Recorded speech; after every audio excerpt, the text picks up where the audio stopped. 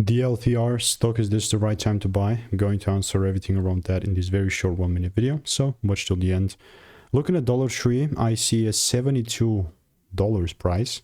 Price is about to close in like 7 minutes, but 5% down, it's like nothing unusual, nothing that crazy. All I want to say is that,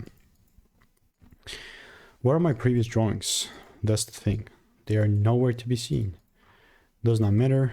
This is like such a bullish market still for me.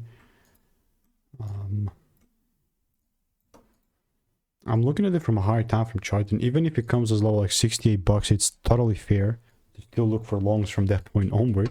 So as we're sitting here, if I do see that shift in a way of like a double breaks like this, then and only then I'm going to be willing to buy. Other than that, man, it's just pure noise, pure noise. So I'll continue to keep you updated.